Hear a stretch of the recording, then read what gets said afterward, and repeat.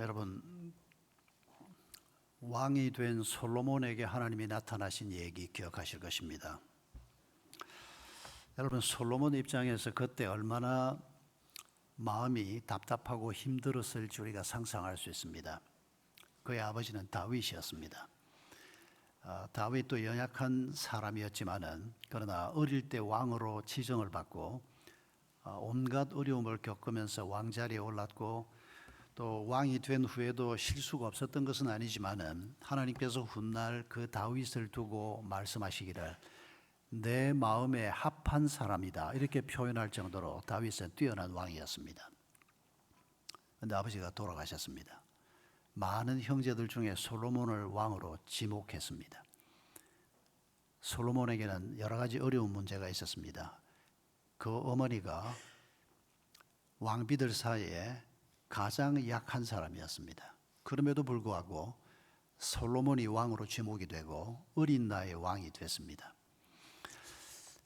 여러분, 그 시절 왕이 된다는 게 얼마나 무거운 짐인지, 그 백성들을 먹여야 되고 그 백성들을 적으로부터 보호해야 되고 산업을 일으켜야 되고 농사가 잘 돼야 되고 목축이 잘 돼야 되고 무역이 잘 돼야 되고 왕의 짐은 참 무거웠습니다. 그런데 20대 초반에 어린 나이에 왕이 됐습니다. 무슨 경험이 있습니까? 아주 신실한 참모들은 많이 있다고 하지만은 한없이 마음이 무거웠을 겁니다.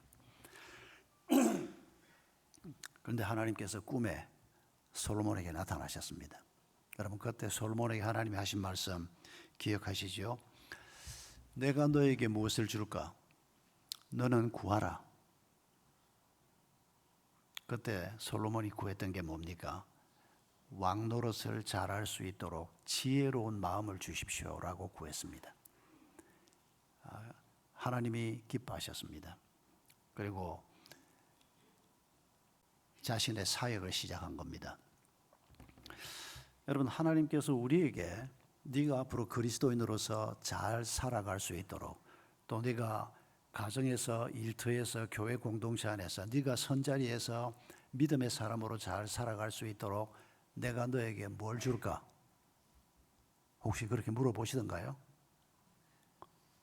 내가 지금까지 교회 다녔지만은 한 번도 그렇게 묻지 않더라.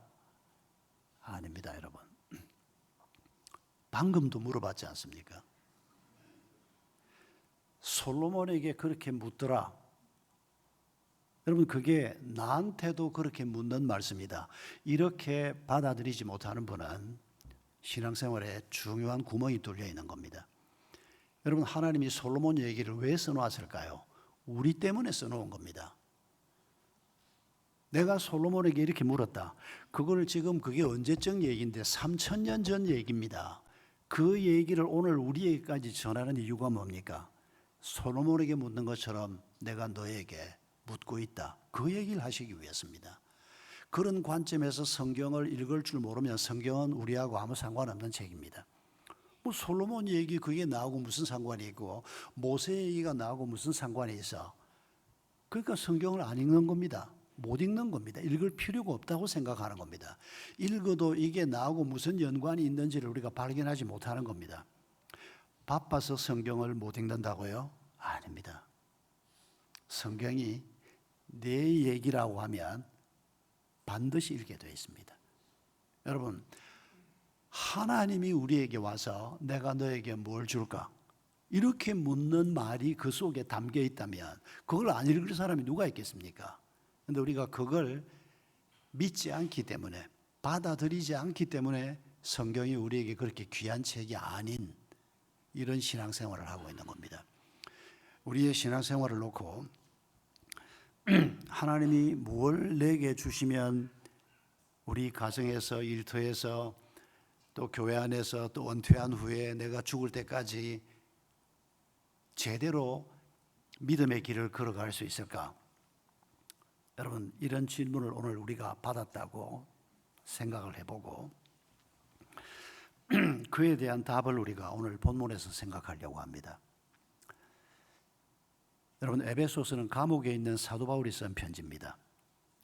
사도 바울을 통해서 하나님이 고난받고 있는 자기 백성에게 편지를 쓰게 한 겁니다. 왜 그랬을까요? 격려하기 위해서입니다. 힘을 공급하기 위해서입니다. 그렇게 격려하고 힘을 공급받아서 자기가 직면하고 있는 상황에서 능력 있는 그리스도인으로, 기쁨을 잃지 않는 그리스도인으로 살아가도록 하기 위해서입니다. 그리고 이게 오늘까지 우리에게 남아있는 이유가 뭡니까? 우리도 같은 길을 가게 하기 위해서 에베소서를 하나님이 보관하시고 읽게 하시고 지금도 거룩한 성령으로 역사하고 계시는 것입니다. 그런데 이 편지 첫 부분에서 하나님께서 내가 너에게 모든 신령한 복을 주겠다고 말씀하고 있습니다. 이 하늘에 속한 모든 신령한 복은 에베소 말씀만을 의미하는 것은 아닙니다. 모든 성경 속에 있는 말씀이지만은 일단 1차적으로는 에베소서 안에 들어있는 하나님의 축복, 하나님의 약속을 하늘에 속한 모든 신령한 복이라고 말씀하고 있고, 그걸 좀 더 확대하면 성경 속에 담겨 있는 이 특별 계시가 바로 하나님이 주시고자 하는 신령한 복이라는 것입니다. 하늘에 속한이라고 하는 말은 이 땅에 넘는 것이라는 얘기입니다. 사람들이 살고 있는 이 땅에서 사람들이 아무리 머리를 쥐어짜내고 생각을 해도 내가 너에게 주겠다고 하는 이 복은 절대로 사람들이 스스로 발견할 수 있는 게 아니다, 그 얘기입니다.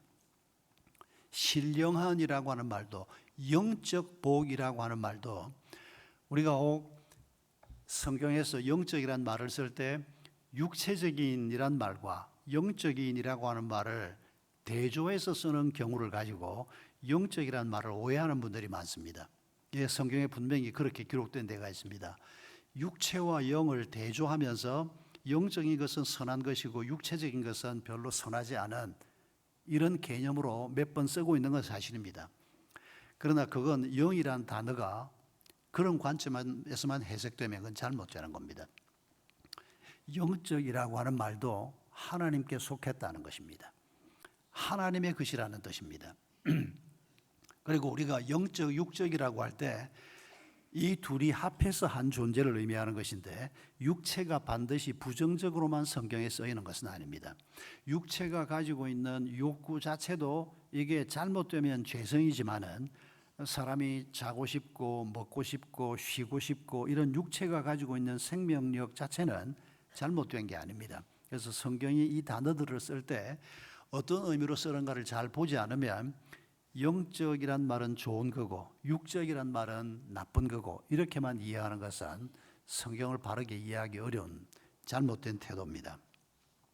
그러면 오늘 본문에서 하나님께서 1세기 그리스도인들에게 먼저, 그리고 오늘 우리에게 하늘에 속한 모든 신령한 첫 번째 복을 오늘 본문에서 뭐라고 얘기하고 있는가, 그걸 우리가 잠깐 살펴보려고 합니다.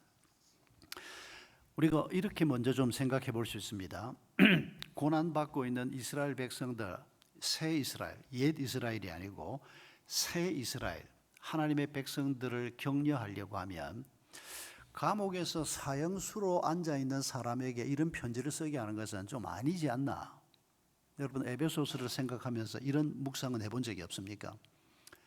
아니, 나한테 좀 힘내라 이렇게 누군가 다른 그리스도인이 얘기하려고 하면 감옥에 앉아있다가 그리고 얼마 후에는 죽지 않습니까? 이분이 이 편지를 받아서 은혜롭게 읽었는데 이 편지 쓴 사람은 얼마 전에 죽었대. 이게 나한테 무슨 격려가 되는 편지인가? 우리가 얼핏 생각하면 피상적으로 이렇게 생각할 수 있습니다. 그러나 여러분, 하나님이 누군가를 알고 바울이 누군가를 알고 우리가 어떤 존재인가를 알면 그저 피상적으로 우리 눈앞에서 벌어진 이런 것만 가지고 우리가 이건 나한테 별로 격려가 되는 말이 아니다, 적어도 격려가 되려고 하면 하나님께서 로마의 옥문을 깨부수고 바울을 튀어나오게 하든지, 하나님의 능력이 이렇게 나타난 사람 바울이 나한테 편지를 쓰면 내가 좀 힘이 될지, 아니면 바울 말고도 1세기 그리스도인 중에서 똑똑하고 유명하고 내가 마음이 끌릴 만한 그런 사람들이 얼마든지 있는데 하나님이 그런 사람을 통해서 편지를 쓰게 해야 맞는 거 아닌가? 우리가 해볼 수 있는 질문입니다. 아닙니다. 그 생각은 너무 인간적인 생각입니다. 그리고 너무 세속적인 생각입니다. 여러분, 사도 바울이 감옥에 앉아 있지만은 이 바울이 빌립보서 역시 감옥에서 쓴 편지입니다. 감옥에 앉아 있는 이 사람이 죄수의 신분으로 있다라고 하는 것만 생각하면 그런 생각을 해볼 법도 하지만은 이 사람이 누군지를 알면 그런 생각을 우리가 곧 접을 수 있습니다. 이 감옥에서 바울이 빌립보서에서 이렇게 얘기합니다. 내게 능력 주시는 그분 안에서 내가 능치 못할 것이 없다. 간단하게 말하면 내가 지금 감옥에 앉아 있지만은 내게 능력 주시는 하나님 때문에 이 감옥이 나를 어떻게 하지 못한다. 그런 얘기입니다. 환경이 나를 붙잡고 있지만은 내가 이 환경 때문에 두려워하고 불안해하고 염려하는 게 아니고 여기에서도 하늘의 평안을 누리고 있고 여기에서도 하나님의 임재를 누리고 있다. 그런 얘기를 하고 있는 겁니다. 여러분, 하나님이 옛날에는 바울이 젊을 때는 빌립보에서 전도하다가 붙잡혔을 때 빌립보 감옥에 들어갔지 않습니까? 그 빌립보 감옥을 흔들어서 바울을 꺼낸 분이 누굽니까? 하나님이십니다. 그런데 지금 세월이 지났습니다. 바울은 늙었습니다. 수고를 참 그동안에 많이 했습니다. 그런데 지금 로마 감옥에 있는데 하나님이 빌립보 감옥은 시골 감옥이 돼서 하나님이 좀 쉽게 꺼냈지만은 이 로마 감옥은 너무 견고해서 황제가 있는 도시고 여기는 너무 견고해서 하나님이 어떻게 하시기가 좀 어렵다. 혹시 이렇게 이해를 하고 있는 분이 있습니까? 혹시 하나님이 야, 감기 몸살쯤은 내가 어떻게 좀 해보겠는데 암 말기다. 이건 내가 좀 손대기가 어렵다. 하나님이 이렇게 우리를 대하실 것이라고 생각하시는 분이 계십니까? 예, 우리가 인간이기 때문에 하나님을 제대로 잘 알지 못하면 내가 너무 힘들다 보니까 이건 하나님이 어떻게 하기 어려워서 이거 쉽게 내가 기도를 해도 잘 바꾸어주지 않는구나. 우리가 이렇게 믿음 없는 생각을 할 수 있습니다. 그러나 그건 잘못된 생각입니다. 하나님에게는 암말기나 감기나 하나님에게는 아무것도 아닌 겁니다. 죽은 자를 살리신 분이 하나님 아닙니까? 예수 그리스도가 죽었지만 사흘 만에 그 생명을 다시 일으키신 분이 하나님이라고 우리에게 말씀하지 않습니까? 이런 하나님이 감옥에 있는 바울에게 편지를 쓰게 한 것은 이 바울이 감옥에서 무엇을 느끼고 있고 이 바울이 감옥에 있지만은 모든 환경을 뛰어넘고 우리에게 어떤 편지를 쓰고 있는지를 겉보기로 보지 말고 죄수라고 하는 신분을 보지 말고 그가 우리에게 전해주는 말씀의 핵심을 잘 보라고 하나님이 말씀하시는 것입니다. 우리는 너무 사람을 볼 때도 껍데기를 보고 판단하지 않습니까? 내일 모레 투표도 해야 되는데 뭘 보고 여러분이 투표를 할지 모르겠습니다만은 혹시 뭐 인물 좋은 사람 나는 뽑으란다. 그런 사람 있습니까? 애가 아픈데 그럴 때 어떻게 생각합니까? 우리 아파트에서 제일 옷 잘 입는 사람이 누구지? 그 사람한테 가서 내 애를 좀 고쳐달라 그럴까? 이런 멍충이는 아무도 없죠. 우리가 그렇게 살지 않습니다. 전문가를 찾아가지 않습니까? 애가 아프면 병원으로 가고 약이 필요하면 약사를 찾아가고 집을 짓든지 하려고 하면 그쪽 전문가를 찾아가지 않습니까? 키 크다고, 코 크다고, 옷 잘 입었다고 아무도 그렇게 살지 않습니다. 여러분, 그러면 우리 인생의 문제에 대해서는 우리의 환난의 문제에 대해서는 누가 전문가입니까? 하나님만이 전문가라고 하나님은 지난 수천 년 동안 계속 주장하고 계십니다. 그런데 사람들이 귀를 기울이질 않습니다. 하나님이 있는지 없는지 그냥 내 생각을 따라 사는, 여러분, 이게 바로 죄라고 성경은 말합니다. 그러면 오늘 본문에서 하나님께서 1절, 2절, 3절에서 인사말 서론 정도를 말씀한 다음에 4절, 5절, 6절에서 바로 본론에 들어가십니다. 그러니까 하늘에 속한 모든 신령한 복 중에 첫 번째 복을 4절, 5절, 6절에서 말씀하고 있습니다. 여러분, 이게 뭡니까? 여러분, 거기에서 무슨 복을 발견하셨습니까? 관계의 복입니다. 여러분, 제일 먼저 하나님이 하시는 말씀이 뭡니까? 너희가 내게 어떤 존재냐를 말씀하고 있습니다. 우리가 하나님께 어떤 존재라고 오늘 본문이 얘기합니까? 아들, 딸이라고 얘기합니다.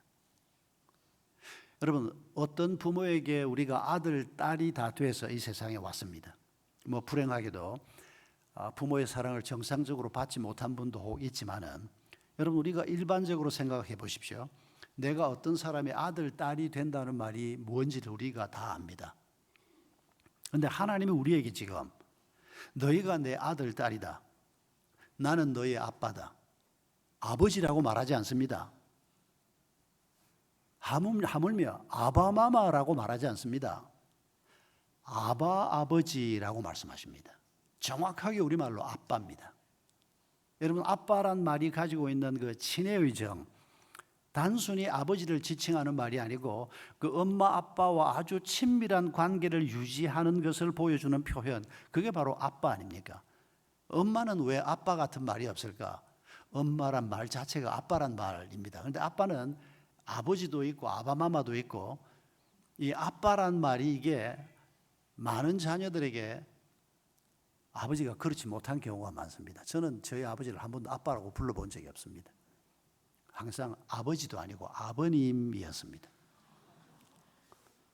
그리고 말씀하면 들으면 되고, 뭐 그거다 대놓고 뭐 내 생각은요, 엄하게 뭐 이렇게 한 것도 아닌데, 그냥 아버지는 항상 얘기하면 내가 듣고 알겠습니다, 예, 그러면 되는 사이. 근데 하나님은 우리에게 그런 관계라고 말씀하지 않고 내가 너의 아버지다, 아빠다. 여러분, 이 말 속에 담겨 있는 하나님의 마음을 우리가 느끼지 못하면 신앙생활은 근본적으로 불가능합니다. 그분이 누군지를 내가 이런 표현을 통해서 느껴야, 하나님이 나를 이렇게 대해 주시는구나, 하나님이 이런 관계 속에 나를 초대해 주셨구나, 이걸 우리가 느껴야 한다는 겁니다.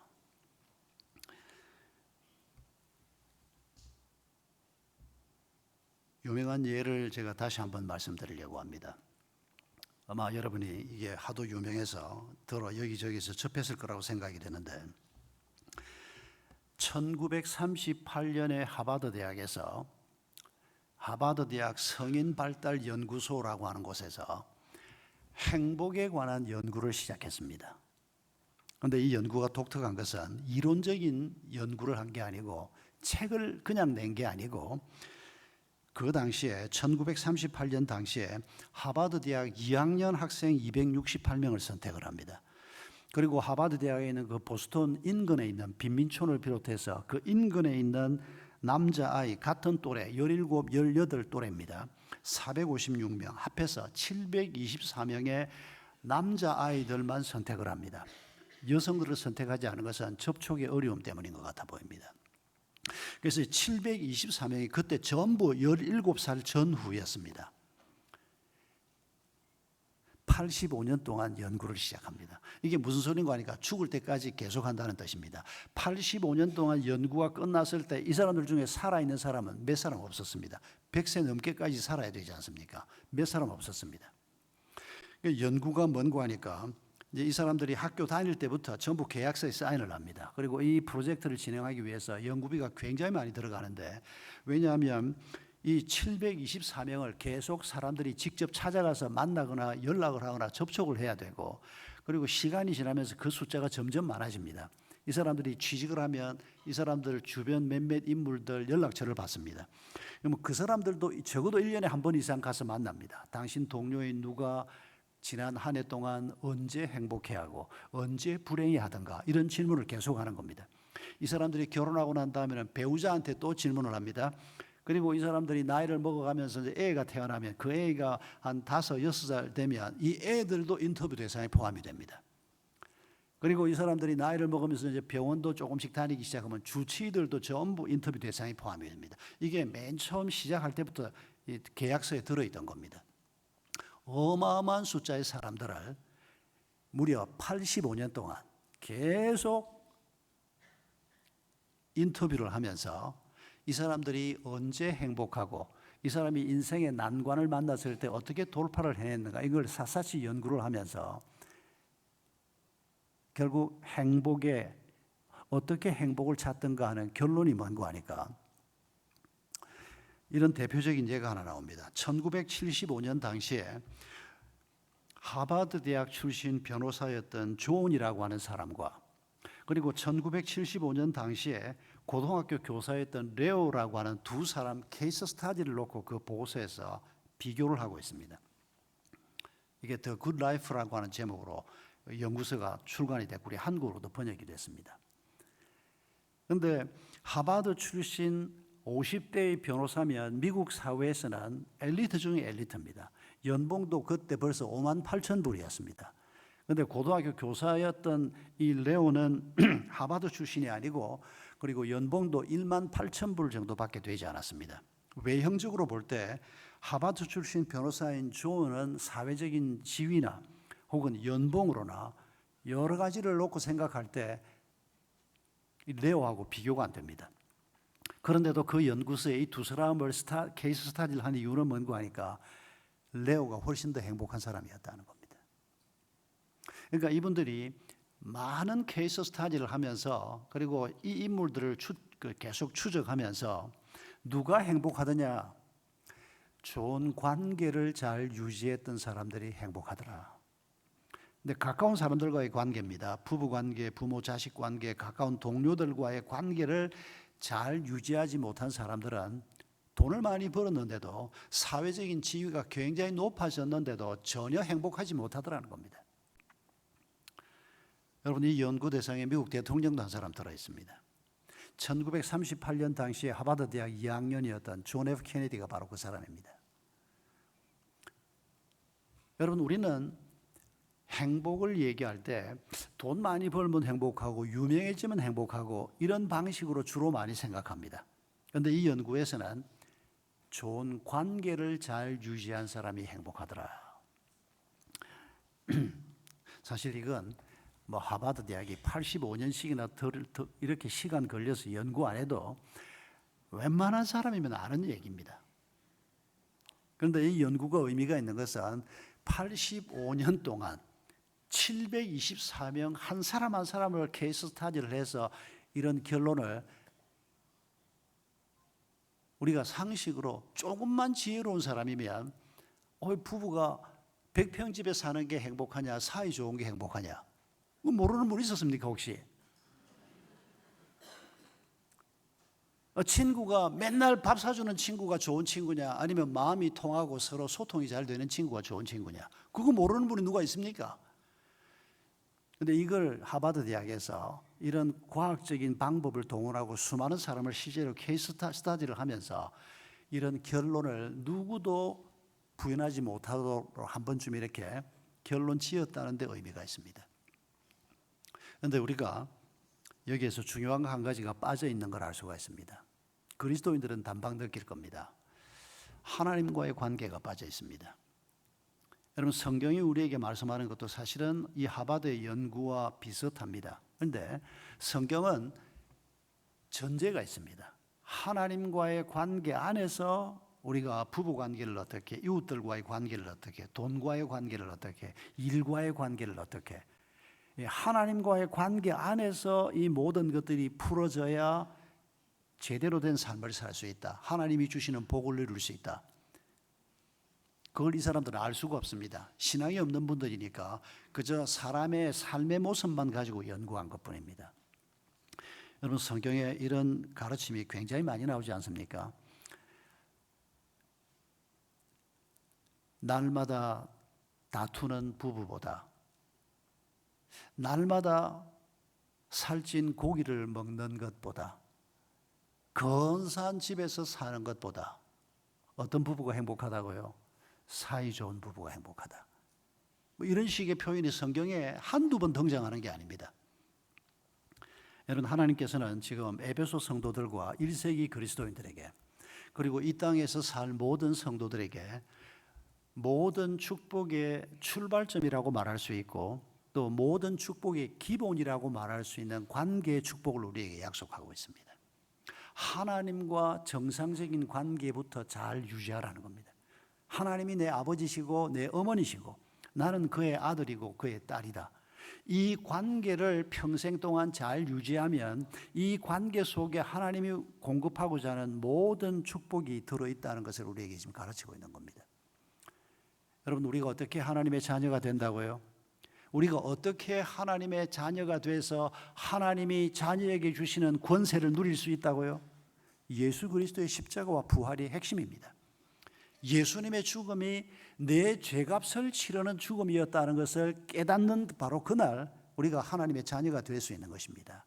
예수님이 부활하신 그 사건이 내가 예수님의 새로운 생명을 입는 것이다 라고 하는 것을 믿는 이 믿음을 가질 때 우리가 믿음으로 하나님의 자녀가 되는 것입니다. 그리고 우리가 이 하나님의 자녀가 될 때 여러분, 이 하나님이 내 아빠시고 엄마시고 내가 이분의 자녀라고 하는 이 관계를 잘 유지해 가면 세상이 우리를 향해서 뭐라고 얘기해도, 우리에게 어떤 문제가 생겨도 우리가 모든 것을 다 이길 수 있는 자가 될 수 있다. 그 얘기를 지금 오늘 본문에서 하고 있는 것입니다.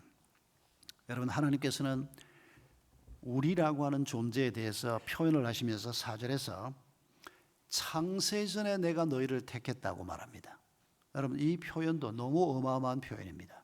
하나님이 하늘의 별을 만들고 하늘의 태양을 만들기 전에, 요즘 과학자들은 저게 백 몇십억 년 전에 만들어졌다고 얘기합니다만, 이건 어차피 다 가설입니다만, 언제 만들어졌든지 간에 저런 것들을 만들기도 전에 하나님께서 우리의 이름을 알고 계시고 우리의 얼굴을 알고 계시고, 그리고 시편에서는 뭐라고 얘기합니까? 우리의 연대를 정하신 분이 하나님이시고 우리의 경계를 정하신 분이 하나님이시라고 얘기합니다.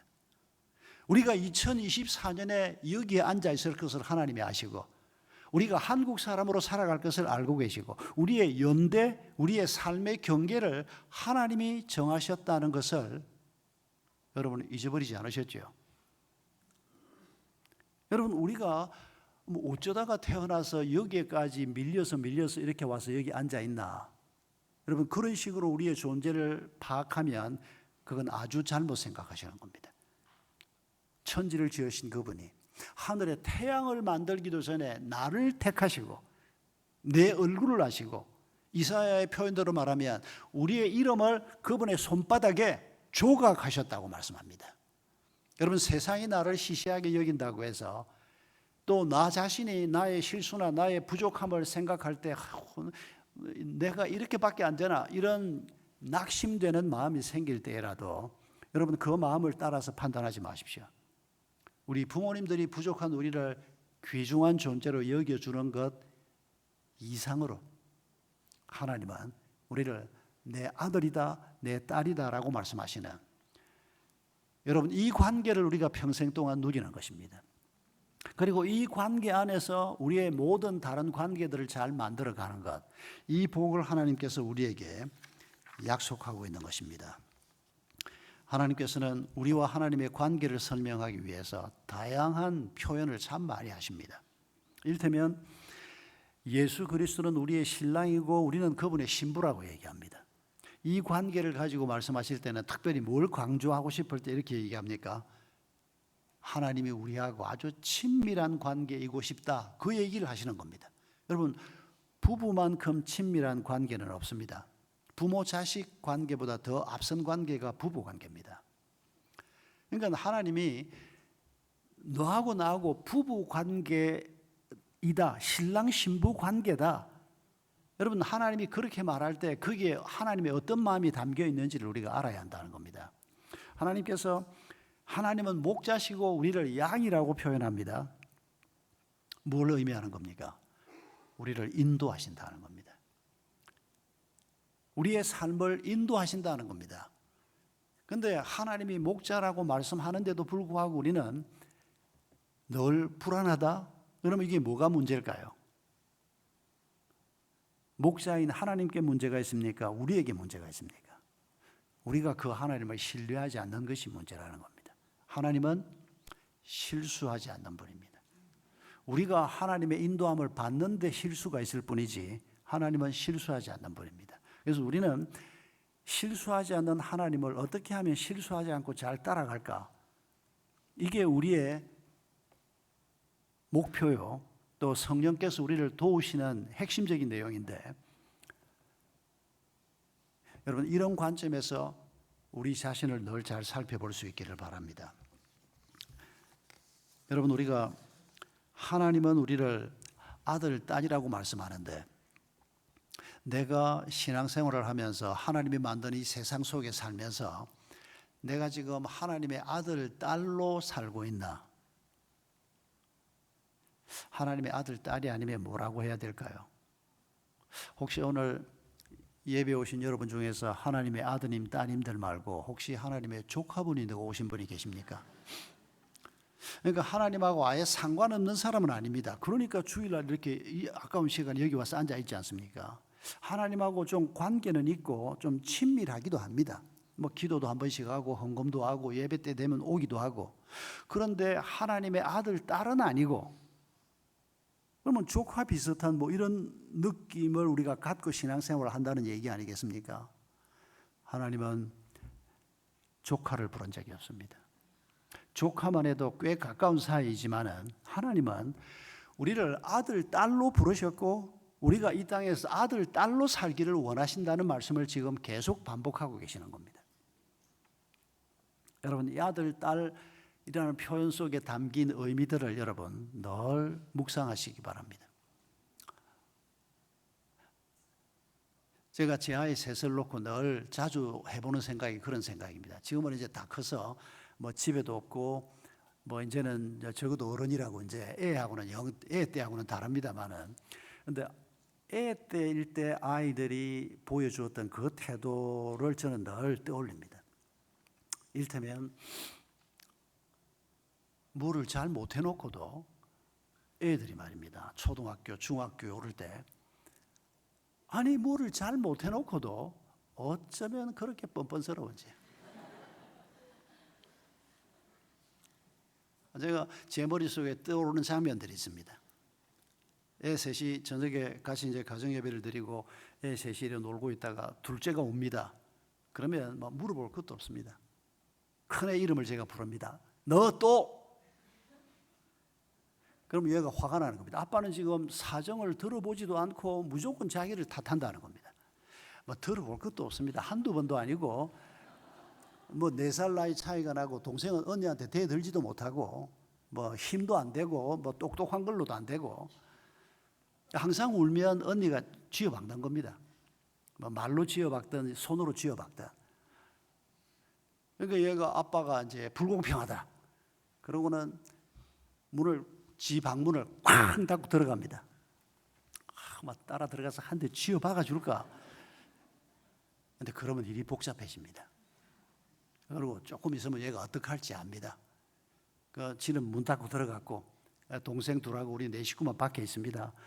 그러면 넷이서 다시 또 뭐 이런저런 얘기하면서 이러고 있으면 5분도 안 돼서 얘가 나옵니다. 나올 때 얘가 이렇게 말했던 게 기억이 납니다. 그냥 나오지 않습니다. 그냥 나오려고 그러면 겸연쩍으니까 금방 문으로 탁 들어갔는데 문을 크게 열고 꽉 열고 나옵니다. 그러면서 엄마! 내일 아침에 학교 갈 때 돈 2만 원 필요해. 얼마나 뻔뻔스러운지. 금방 동생 울려놓고 아빠한테 대들고 지가 잘못한 거 뻔히 아는데 그래도 뭐 잘못했다는 아무 느낌도 없고 그러고 문 탁 열고 나와서 내일 나 돈 2만 원 필요해. 학교에 갈 때 뭐 해야 돼. 여러분 이게 왜 이럽니까? 딸이기 때문입니다. 다른 아무 이유가 없습니다. 여러분 하나님이 우리를 보고 지금 네가 내 아들이다 내 딸이다라고 말할 때 여러분 우리가 가정에서 경험하는 아들, 딸이 누리는 특권 말입니다.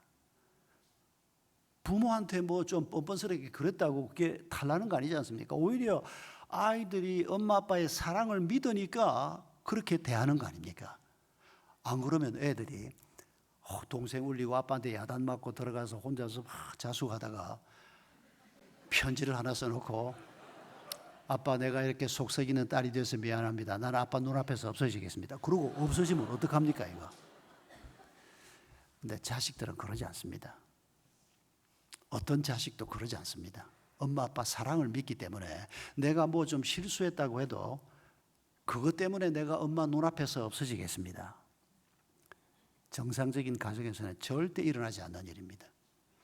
여러분 하나님이 네가 내 아들이다 내 딸이다라고 말할 때 우리가 우리 가정생활이나 우리의 삶을 살피면서 하나님의 마음을 우리가 늘 좀 느낄 수 있어야 하는 겁니다. 하나님이 어떤 마음으로 나를 아들이라고 말하고 딸이라고 말하는가?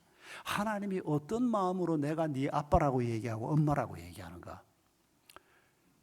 여러분, 이걸 우리가 확인하고 이걸 우리가 공감하게 되면 오늘 우리가 안고 있는 대부분의 문제는 해결될 겁니다. 하나님이 내 아빠신데, 내가 하나님의 아들인데, 내가 하나님의 딸인데, 내가 이걸 못 견뎌?